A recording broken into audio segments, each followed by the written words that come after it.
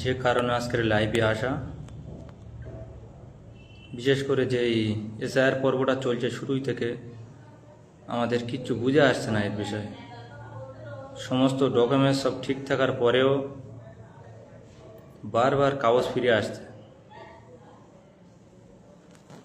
WhatsApp commissioner বলেছিল প্রথমে যে 12টা ডকুমেন্টস কিংবা সামথিং 11টা ডকুমেন্টসের ভেতরে যে কোনো একটা ডকুমেন্টস দেখালে আপনাদের হয়ে যাবে, বাবা মার যেটি 2002-এ ভোটার লিস্টে নাম থাকে। তার সত্ত্বেও একের পর এক নিয়ম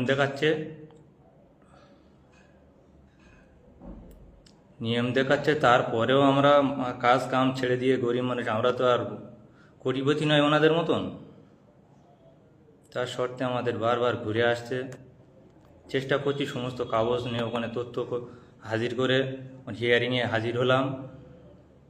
হিয়ারিং পর্ব শেষ হয়ে গেল, আমরা যে যার মতন কাজে চলে এসেছি।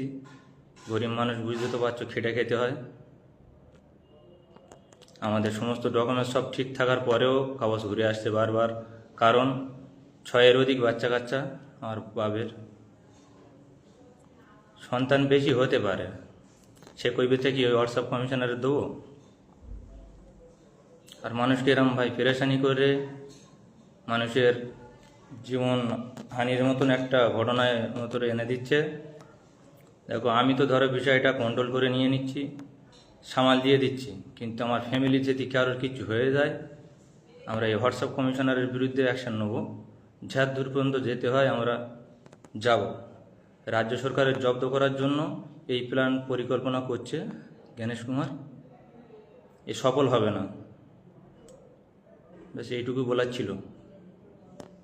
আমরা হট করে আমরা লাইভে আসি না কেন, আমরা ঘুষকে বলতেও পারি না, সেইটুকু জানা থাকে না আমাদের। যাক, যতটুকু বলতে পেরেছি আপনারা আশা করি বুঝতে পেরেছেন।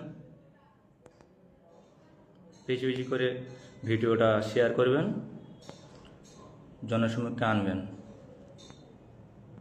এটুকুনি বলার ছিল।